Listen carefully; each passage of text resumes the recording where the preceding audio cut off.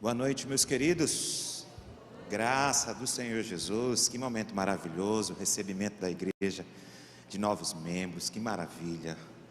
Esse Deus continua mudando história, né? Nós fomos alcançados por essa graça maravilhosa e Ele continua mudando histórias. E como é bom, é maravilhoso demais poder ver a transformação do Senhor. A alegria ver o pastor Morita de novo, né? A outra vez que eu vim aqui, ele não estava aqui. Aí eu perguntei por ele, ela disse: não, ele está aí, né? O Wander também, pastor Wander.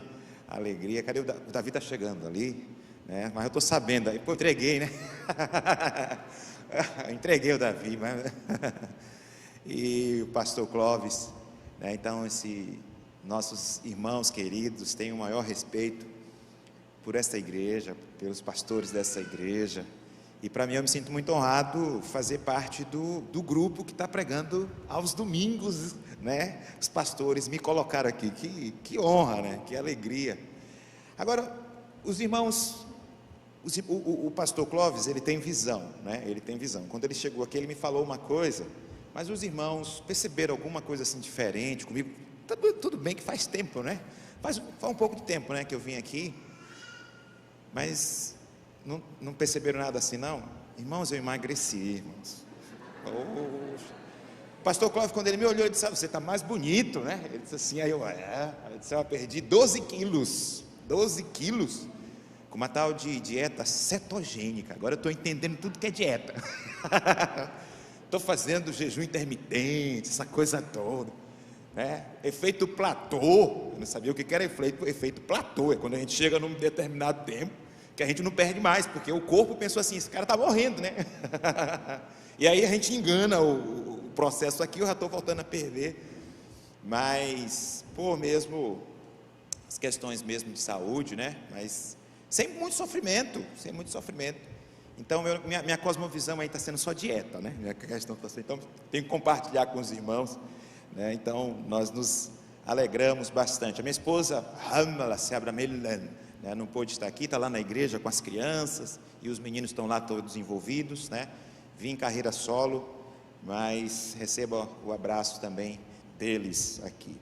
Convido os irmãos para que abram suas Bíblias no livro de Romanos.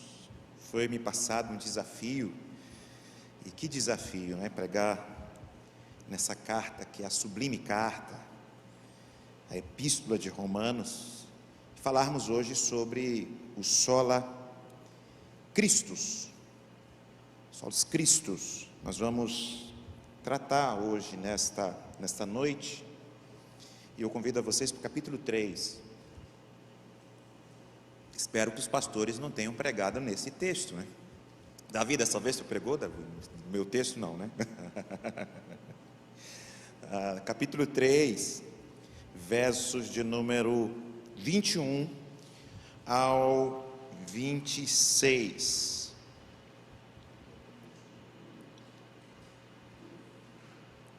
Romanos, capítulo 3, verso de número 21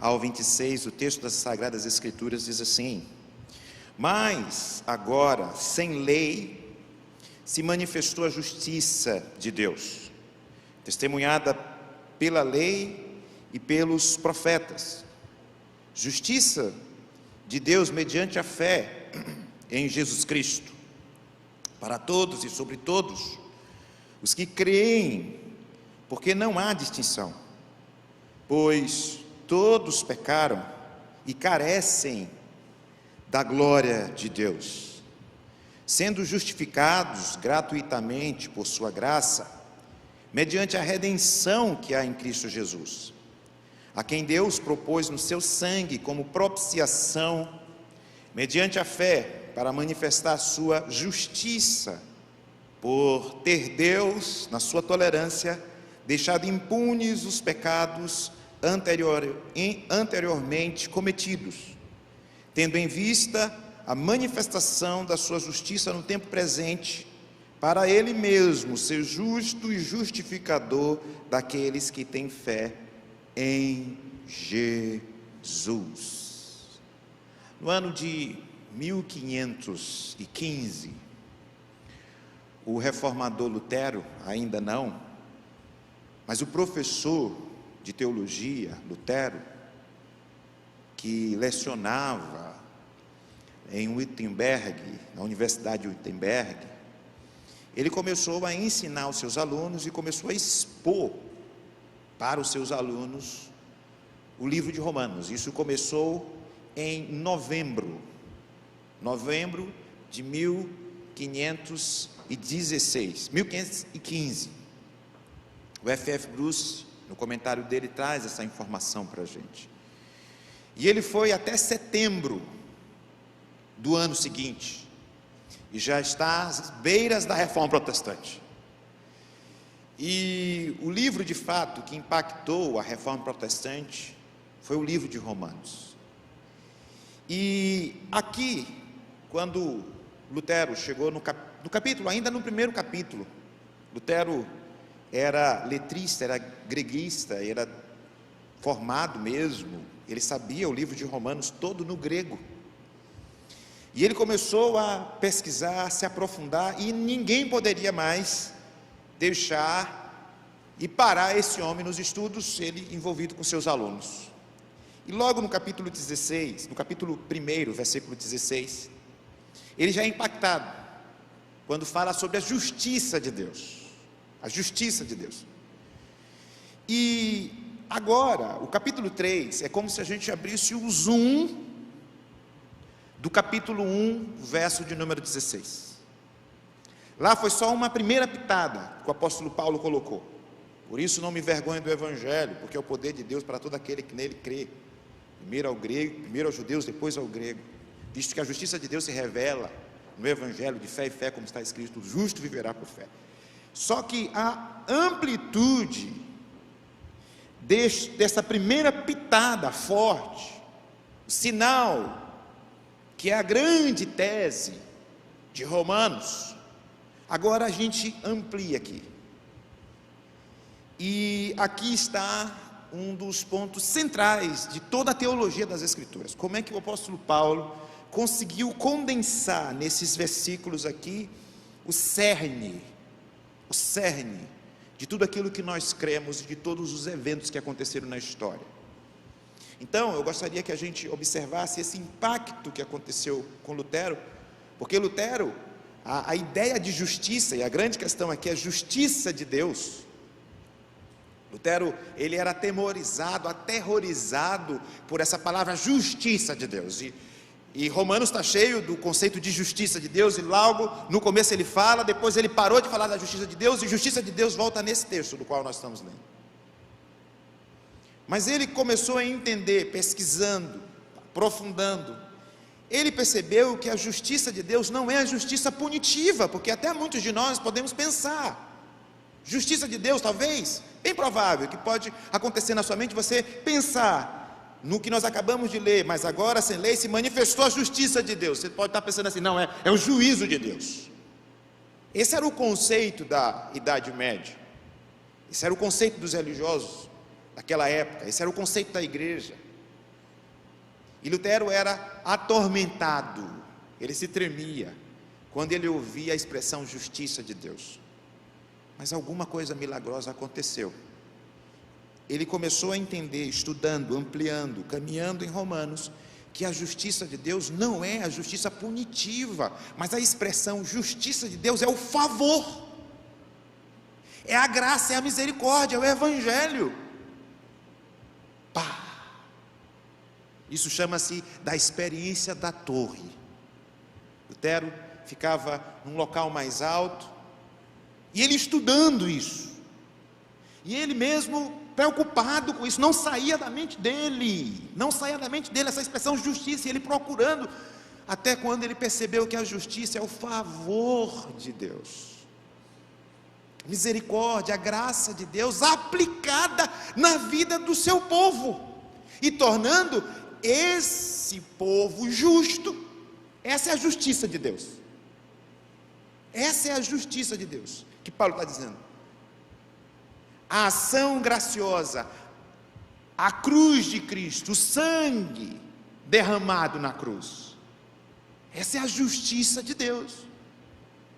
E ele diz que naquele momento as portas do paraíso se abriram diante dele. E como Anthony Huckman diz, de uma forma muito poética, os sinos da reforma protestante tocaram naquele coração e ninguém mais vai parar esse homem. Porque ele descobriu que a justiça de Deus é revelado em Cristo. Sola Cristo, somente Cristo. Amém? Então, justiça de Deus, para nós aqui em Romanos, é isso. E aí nós vamos para o nosso texto, versículo 21. O texto diz, mas, conjunção, é o conhecido mais de Deus. Tem um quadro de tragédia, um quadro de cemitério, de morte, mas quando tem o mas de Deus, o cenário muda, a cena muda. E esse mais de Deus, ele é o complemento de tudo aquilo que vem falando, que Paulo vem tratando. Ele só deu um lumiar da justiça de Deus, mas ele volta, dizendo, olha, são culpados, e ele começa a descrever a realidade humana. Por isso que você vê agora, no versículo 19, do capítulo 3, alguns têm portanto, que é uma conclusão de tudo aquilo que ele está tratando. Algumas versões, ora, sabemos que tudo que a lei diz, aos que vivem na lei, diz para que se cale toda a boca e todo mundo seja culpável perante Deus. Essa é a sentença grotesca. Todos culpados, visto que ninguém, essa é a tese final aqui, visto que ninguém, no versículo 20, acompanhe comigo, será justificado diante dele por obras da lei, em razão que pela lei vem o pleno conhecimento do pecado. Ou seja, é o raio-x. Pense no raio-x. Quando você está com um problema, com uma articulação, com alguma dor, aí você precisa bater um raio-x. O raio-x vai mostrar o que está acontecendo. A lei é o raio-x. O propósito da lei é mostrar o raio-x. Ou seja, o problema, a doença, a questão. Esse é o quadro. Então ninguém pode ser justificado perante ele. Ou seja, ninguém pode se salvar por obras da lei. Mas a gente tem um mas. A gente tem um mas. E agora, as cores mudam. O cenário de tragédia, de guerra, de morte, passa a ser um cenário florido, belo. Mas agora, sem lei. E aí, nós precisamos fazer aqui uma ponte para a gente entender bem o texto. A gente vê a justiça de Deus que se manifesta ou se revela na cruz de Cristo. Esse texto fala sobre isso. A justiça de Deus que se revela na cruz, a justiça de Deus em Cristo, solos Cristo. E algumas coisas que nós precisamos entender, e eu vou ter que destrinchar mesmo esse texto, é um texto desafiador. E algumas coisas sobre a justiça de Deus, essa justiça, esse favor de Deus que nós já sabemos. O que é a justiça de Deus? Não é a justiça punitiva, é a justiça graciosa, é a justiça que se tornou, fez justos, pela obra de Jesus, por causa de Cristo, somente Cristo. E algumas coisas com isso. A primeira coisa, quando ele diz, mas agora sem lei. Então a primeira coisa que a gente aprende sobre a justiça de Deus, na pessoa de Jesus Cristo. Ele diz, mas agora sem lei, o favor de Deus veio à parte da lei. Essa é a primeira coisa, que é o que a gente entende o que está vindo antes, quando ele diz que ninguém pode ser justificado pela lei, ninguém é salvo pela lei. Ele diz, mas agora sem a lei, não é que não exista a lei, mas ele está dizendo assim, mas agora a parte da lei, porque a lei não pode salvar. separado da lei, porque a lei não pode salvar. Isso aqui foi um tiro e continua sendo um tiro para todo o legalismo que se tem e que se possa ter na vida da igreja, de a gente ter méritos humanos. Isso aqui é claro, límpido. Límpido. Então, quando ele diz, mas agora sem lei, ele está dizendo que a obra não tem nenhum mérito com a lei, a parte da lei, separado da lei, não é por mérito próprio, mas somente por Deus em Cristo Jesus. Essa é a primeira verdade que o texto nos aponta, que Paulo já está trazendo. A segunda coisa é que se manifestou a justiça de Deus. Está aqui a palavra, a expressão, aquela mesma expressão, o foco lá, né? Ampliando aqui. E agora nós aprendemos que a justiça de Deus é mostrada, é trazida, é revelado na pessoa de Jesus Cristo. Por isso que nós cantamos, né? Jesus é o centro de tudo. Tudo converge para Ele, porque toda a criação só existiu por causa da morte de Cristo, no plano eterno da Trindade. Jesus Cristo já estava decretado, só que agora foi manifestado. É o plano da redenção, esse extraordinário plano da redenção que somente a Trindade sabia, o inferno não sabia, os homens não sabiam, e ele foi desenrolando esse plano, e aonde é o ápice desse plano, foi manifestado, foi revelado. É a mesma ideia lá de Romanos 1,16, foi revelado, a justiça de Deus foi revelada, a justiça de Deus foi mostrada, é aquilo que Paulo também diz, vindo porém a plenitude dos tempos. A plenitude dos tempos, ou seja, o crescimento, o desenvolvimento, a ideia de plenitude dos tempos tem a ver com o tempo completo, mas tem a ver da maturidade. Porque antes, Paulo está dizendo lá em Gálatas, que eles eram como, e precisavam de tutores. Por isso que ele precisava da lei, a lei era uma espécie de tutor, mas agora tem a plenitude. Cristo veio, somente Cristo, Ele é a manifestação da justiça de Deus. A terceira coisa, só nesse versículo que a gente encontra, é que essa justiça de Deus que está em Cristo, já era conhecida no Antigo Testamento. A novidade é porque a plenitude apareceu, mostrou, mas já era conhecido. É isso que ele diz, não é? Ele diz, olha, se manifestou a justiça de Deus testemunhada pela lei. Essa justiça não era algo novo. Pastor, mas aonde é que está essa graça de Deus, essa justiça de Deus positiva no Antigo Testamento? Em todos os lugares, no templo, no Cordeiro, na lei cerimonial, na ação de Deus graciosa da aliança. Tudo prefigurava o que, meus irmãos? Cristo. Tudo apontava para os méritos de Cristo.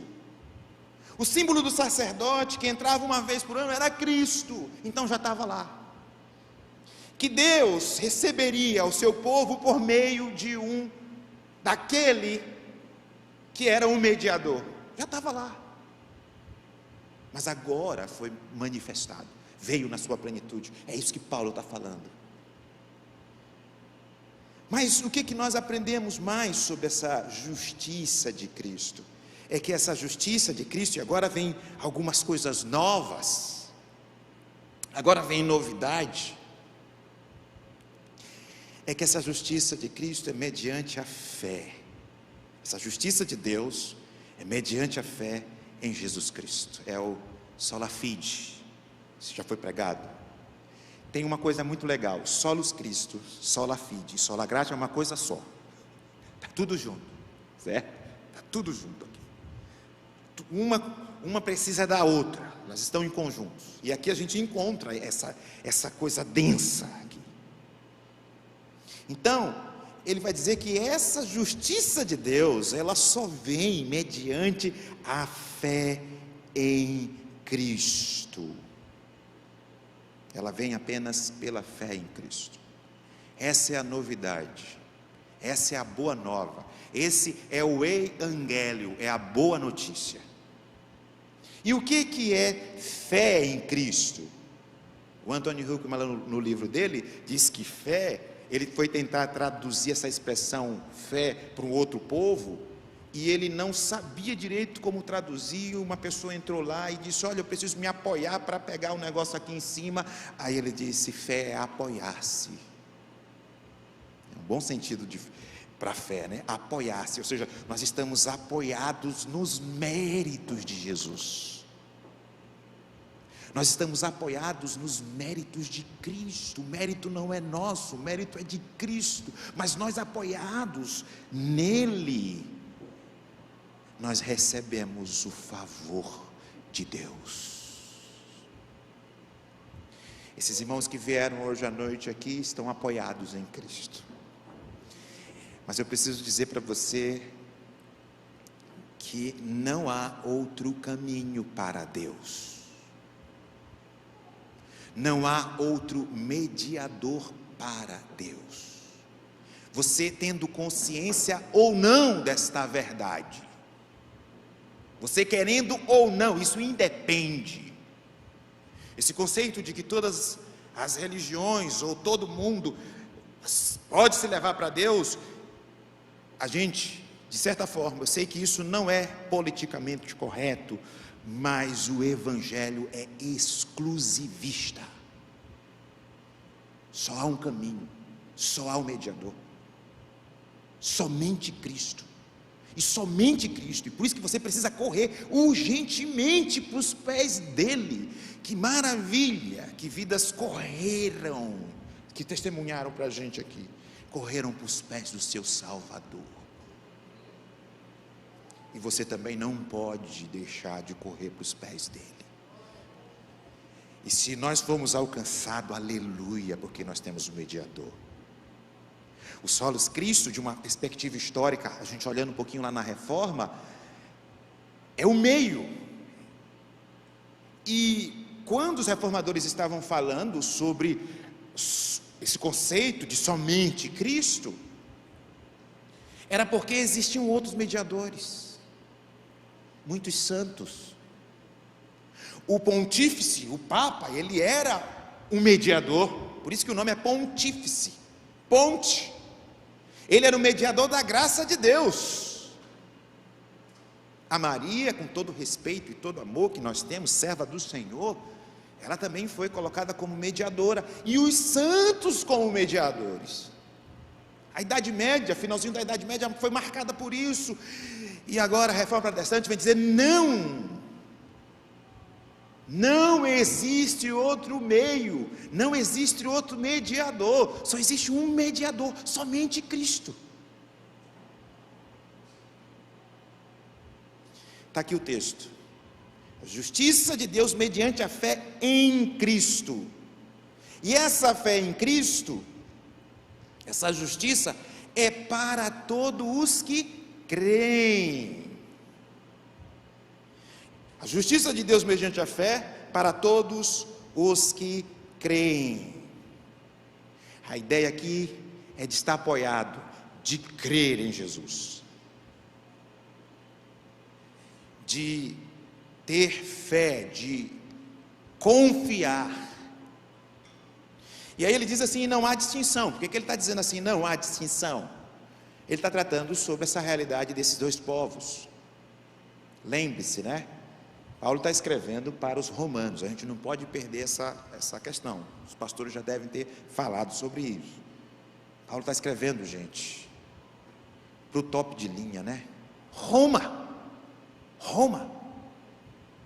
Tem uma coisa, tem um contexto histórico em Roma muito importante, que a gente não pode perder de vista aqui. Existe uma coisa aqui que Paulo está trabalhando assim com uma maestria, direcionado por Deus, que é essa coisa do orgulho, que é essa coisa da grandeza. Olha, eles são romanos, gente. Romano conquista as coisas. Os romanos, eles eram vaidosos.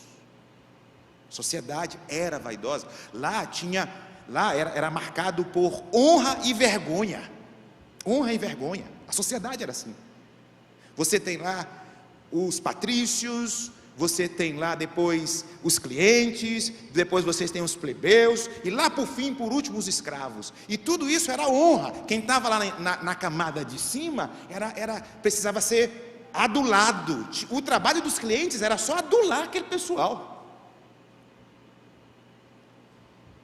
Por isso que Paulo, quando escreve, ele diz assim, eu não me envergonho do Evangelho. Eu não me envergonho do Evangelho. A honra de Paulo era justamente essa, em Cristo Jesus. Então ele está escrevendo para esses que conquistam, que têm sim uma jactância, que são de guerra, que é cultura de guerra, que é cultura de conquista. Mas lá também tem judeus, aquela igreja é marcada por judeus, e está tendo uma crise ali. Aquela igreja está com uma crise. Os estudos mais recentes apontam que estava tendo uma crise. Por quê?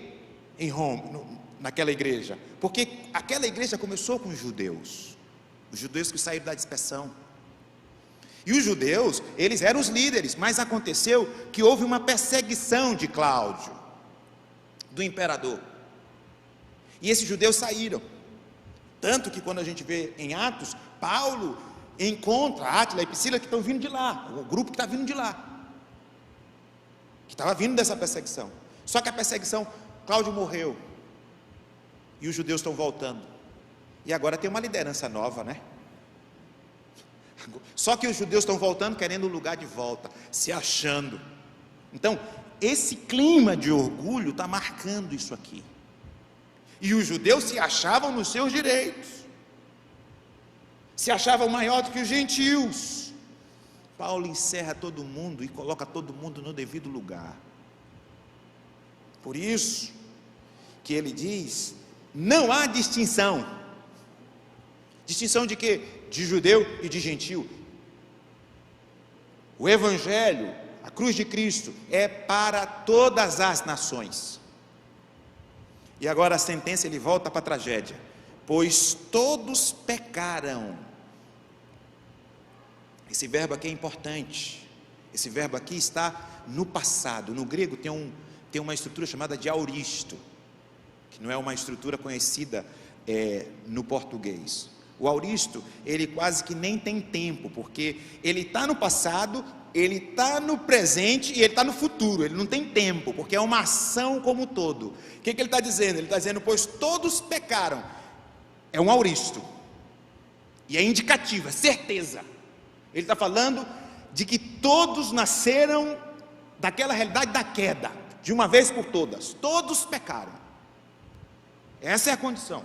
E agora ele fala assim, e carecem da glória de Deus. Agora ele vem para o presente, agora tem um presente, ou seja, eles pecaram, mas na realidade dele, eles estão destituídos, eles estão longe da glória de Deus. E o que é a glória de Deus? A glória de Deus é a face de Deus.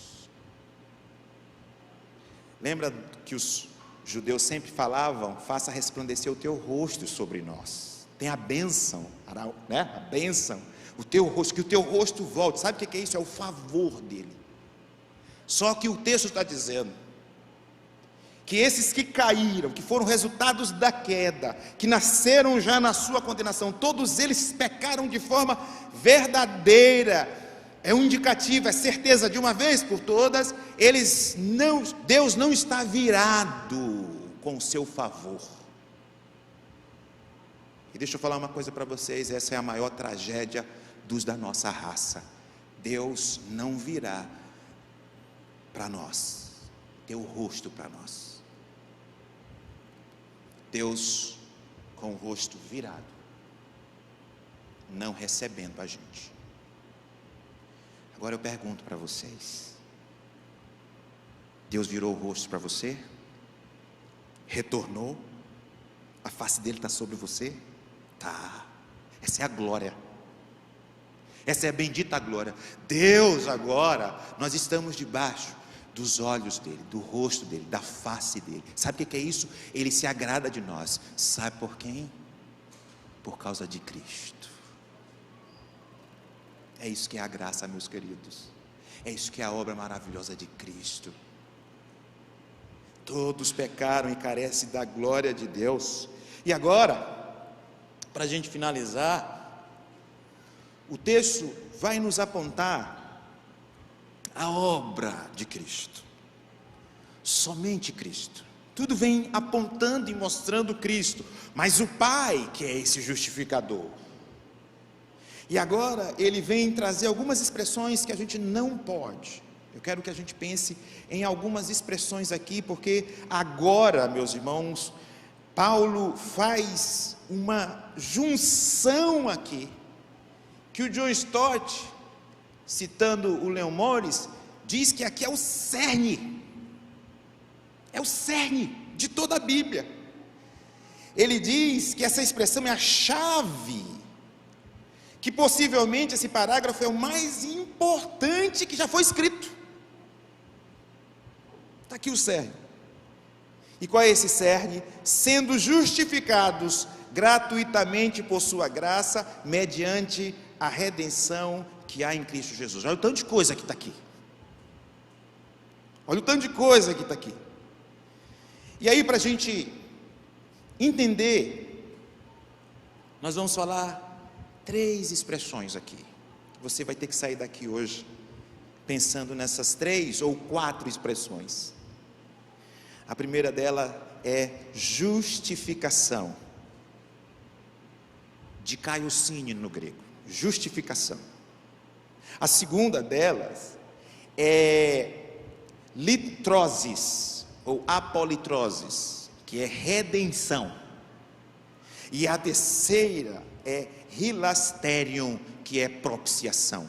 Pronto, essas 3 palavras e mais uma, que é reconciliação, esses 4 termos resumem, apontam e traz para a gente a obra maravilhosa de Cristo Jesus.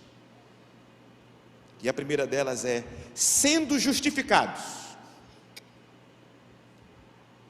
Paulo manda a gente olhar para um local, a gente olhar para o tribunal. Lembrem-se, é Roma. Lembre-se, é tribunal, é direito. Então Paulo diz assim: olhem para os tribunais. A expressão justificados aqui, ela é algo que é perfeito, é uma ação que aconteceu e continua acontecendo, e é uma ação passiva, é uma voz passiva. Você sabe o que é uma voz passiva, né? É quem está sofrendo a ação. Aqui não é justificados porque está sendo ativo, ele está sendo justificado porque ele está só recebendo, ele está sendo passivo a alguma obra que foi feita. Sendo justificados gratuitamente. Já era bom ele ter parado aqui, mas ele precisa trazer mais. Paulo está tentando trazer alguma coisa para a gente, se esforçando, dizendo gratuitamente por sua graça. Passou, o que é justificação? Por que a gente tem que olhar para o tribunal? Está lá o juiz, e aí tem a sentença. No tribunal tem só 2 coisas: ou você é justificado, ou você é condenado. Só que lá nós estamos nesse tribunal, você está nesse tribunal, você estava nesse tribunal, e você é culpado sim, você é culpado sim, mas o juiz providenciou o seu filho, e agora esse filho assume o lugar daqueles que estavam sentenciados, e vai sair a sentença. Só tem 2: condenação ou justificação. Perceba bem, justificação é mais do que perdão, gente. De novo, justificação é mais do que perdão. Vai dormir com essa hoje à noite. Justificação é mais do que perdão. Porque perdão, ele traz para a gente o perdão Mas a gente, de certa forma, continua sendo uma pessoa que diz, não, você cometeu. A grande questão da justificação é que anulou. Quando vai voltar para ver a sentença, chega lá, não tem mais. A gente não foi só perdoado, a nossa sentença foi tirada. Não tem mais nenhuma legalidade que possa dizer assim, não, eles precisam voltar. Acabou. Justificação é Deus batendo o martelo do tribunal, e a sentença é: vocês se tornaram justos. E isso não é um processo, isso é um ato judicial, de uma vez por todas. Pode voltar para casa e durma em paz, porque não tem mais nenhum tipo de condenação, porque foi apagado, foi tirado. E não de qualquer jeito, não com injustiça. A maior justiça, o maior e precioso sangue de Cristo. De Cristo. Por isso que ele diz, sendo justificado gratuitamente por sua graça, porque Deus, o Pai, enviou Jesus Cristo, mas ele vai trazer uma outra questão, mediante a redenção que há em Cristo Jesus. Então a segunda palavrinha agora é redenção. Paulo agora pede para a gente olhar não mais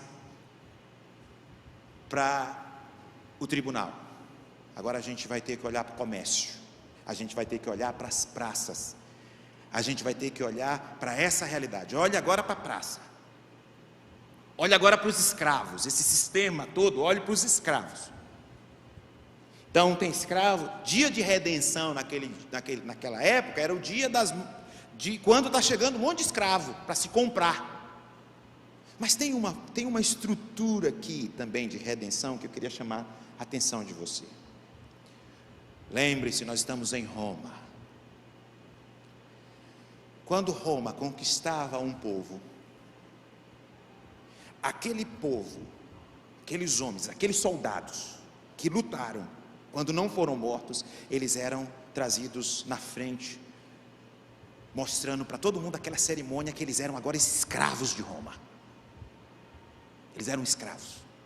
E por causa da questão do comércio, esses escravos, esses soldados que perderam a batalha, eles eram colocados no comércio, e o valor deles era alto. Mas imagina que você é um familiar desse que está lá. Sabe o que acontecia? Você poderia comprar.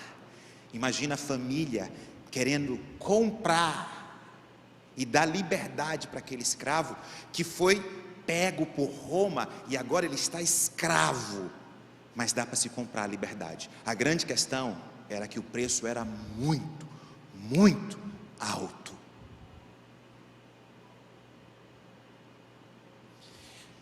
Você vendia tudo, mas ia lá e fazia a redenção, pegava o seu, da sua família, e trazia libertação, tirava. Foi isso que Cristo fez. É isso que é redenção. Nós estávamos lá nas mãos do inimigo e ele nos levava como despojo na frente, porque nós nascemos do império das trevas, mas o nosso Redentor veio e não pagou qualquer preço, foi o sangue dele, e ele nos arrancou do império das trevas, ele nos tirou como pela raiz, e nos transportou e é transplante. Isso é redenção, gente, e foi isso que aconteceu comigo e com você. E se você se derramar aos pés do Senhor Jesus, é isso que vai acontecer na sua vida, e essa é uma das maiores dádivas da nossa terra. Essa é a boa nova. Redenção. Isso é redenção. O texto nos diz que mediante a redenção que há em Cristo, a quem Deus propôs, no versículo 25, o seu sangue como propiciação, outra palavra, né? Agora, não é mais para a gente, Paulo está dizendo assim, gente, não olhe agora para o tribunal, não olhe para o comércio, para as praças, para o cenário de guerra, mas agora olhem para os templos. Olhem para os templos. E aí tem duas dimensões: os templos pagãos, mas também, por causa que ele está escrevendo para judeus, o Antigo Testamento. E essa expressão aqui, essa expressão no grego, de propiciação, é aplacar a ira. É aplacar a ira. Os deuses das outras culturas, eles também tinham umas crises emocionais, e aí eles ficavam em crise, ficavam com raiva e derramavam a ira. E como é que se aplacava a ira? A partir do mérito da que a pessoa ia fazer. Ela tinha que fazer uma oferta, alguma coisa, mas era o mérito dela. Não é a mesma coisa com Deus. Primeiro, é que Deus não está mal-humorado com a gente, numa manhã ou à tarde. A ira de Deus está sobre o pecado. A ira de Deus está sobre o pecado, por causa da natureza dele. E a outra coisa, que é completamente diferente, é que os méritos não são nossos. Quando a gente olha, Paulo mostra a gente para o Antigo Testamento, a propiciação, e o hebraico aponta aquela parte, aquela mesa, gente, a mesa do Santo dos Santos, aquela tampa da Arca da Aliança, estava escondida, de trás, por detrás, assim, desse grande lenço, né? Que separava, que fazia separação, estava lá escondido, era a tampa. Uma vez por ano, como uma oferta movida, o sumo sacerdote entrava lá e derramava o sangue no propiciatório. Sabe o que é isso? É que a ira de Deus era aplacada por causa daquele sangue. Sabe o que aconteceu quando Cristo morreu na cruz? O sangue da propiciação foi derramado. Nós estamos por detrás do propiciatório. O sangue de Cristo é aquele propiciatório que, diante da justiça de Deus, e agora diante da ira de Deus, nesse sentido, da ira de Deus, a justiça de Deus foi revelada agora por causa do sangue do Cordeiro, que fora o sangue da propiciação. É a única forma da ira ser aplacada. Por isso que não tem como a gente dizer que não é somente a Cristo, porque somente a Cristo veio a justificação, somente a Cristo veio a redenção, e somente a Cristo veio a propiciação.